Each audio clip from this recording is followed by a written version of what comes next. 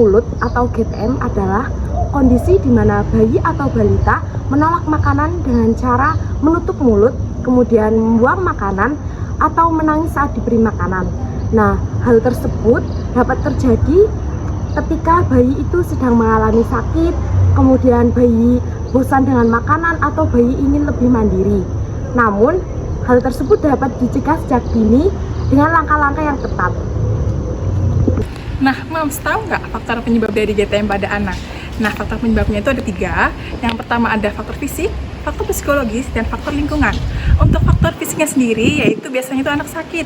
Misalnya ditandai dengan adanya infeksi, lalu anak itu sakit gigi, atau misalnya gangguan saluran pencernaan, sehingga anak itu malas untuk makan. Dan juga misalnya anak kan biasanya tidak suka dengan bau atau tekstur yang menyengat.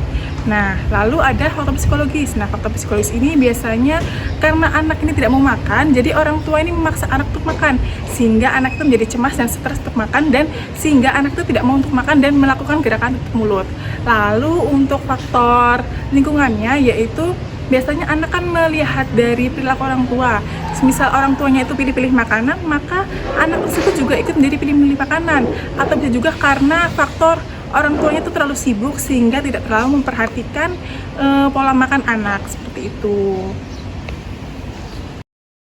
Nah, untuk yang pertama yaitu pengenalan MPASI dengan benar. Nah, pengenalan makanan pendamping ASI atau MPASI sangat penting untuk membentuk kebiasaan makan yang baik. Nah, bayi di sini harus sudah menunjukkan sikap ingin makan, yaitu dengan sikap duduk yang stabil, kemudian bayi itu menunjukkan sikap minat kepada makanan tersebut. Nah, kita itu bisa memberikan makanan dengan tekstur yang sesuai dengan usianya agar bayi tidak menolak makanan atau agar bayi itu tidak kaget. Tips yang kedua, variasi menu sejak dini. Moms tahu nggak sih bahwa si kecil itu mudah bosan dengan makanan yang sama setiap harinya. Nah, Moms disarankan untuk mengenalkan berbagai rasa dan tekstur sejak awal MPASI pada 2 tahun pertama kehidupan.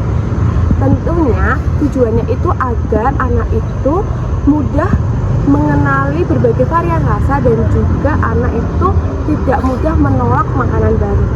Nah, tentunya menu makanan pada anak itu harus mengandung makronutrien dan mikronutrien. Makronutrien itu sendiri mengandung karbohidrat, protein, dan lemak. Mikronutrien itu merupakan nutrisi tambahan yang mengandung vitamin dan mineral. Nah, makronutrien itu terdiri dari karbohidrat. Karbohidrat itu harus nasi, bisa diganti dengan ubi, kentang, roti, gandum. Lalu protein bisa didapatkan dari protein nabati dan protein hewani. Contohnya seperti tempe, telur, ikan, daging, ayam, kacang-kacangan. Lalu pada lemak dapat didapatkan dari unsaturated butter ataupun santan. Nah, pada mikronutrien itu sendiri dapat didapatkan dari sayur-sayuran dan buah-buahan. Tips yang ketiga, ciptakan suasana makan yang menyenangkan. Nah, Moms, makan seharusnya menjadi pengalaman yang menyenangkan bagi si kecil. Nah, hindari memaksa anak makan ataupun menggunakan ancaman, Moms. Sebaliknya, kita ciptakan suasana makan yang lebih interaktif bagi si kecil. Contohnya, yang pertama, kita mengajak anak makan bersama keluarga, biarkan dia duduk sendiri di kursinya.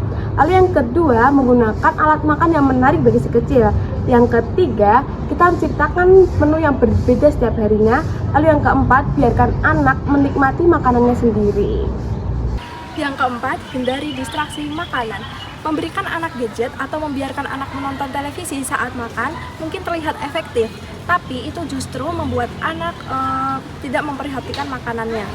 Kenapa? Karena anak yang terbiasa menonton waktu makan akan cenderung tidak memperhatikan makanan yang ada di depannya, dan dia akan menjadi susah makan di lain waktu. Nah, yang selanjutnya, ibu itu bisa memberikan contoh yang baik. Contoh yang baiknya itu seperti apa? Misalnya, ketika ada jadwal makan dengan keluarga besar atau dengan keluarga ibu bisa mengajak anak ibu nih, supaya anak ibu itu bisa mengetahui kalau cara makan yang benar itu seperti ini, agar tidak picky eater atau memilih-milih makanan. Jadi, kan kalau anak kecil itu kan biasanya suka meniru apa yang dilakukan orang tuanya ya.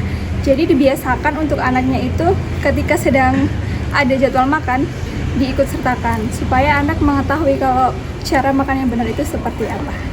Langkah yang keenam, bayi dan balita itu membutuhkan jadwal makanan yang teratur.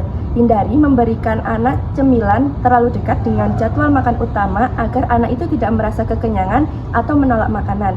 Nah, idealnya anak itu diberikan makanan sekitar 3-4 jam dengan diselingi dengan cemilan yang sehat.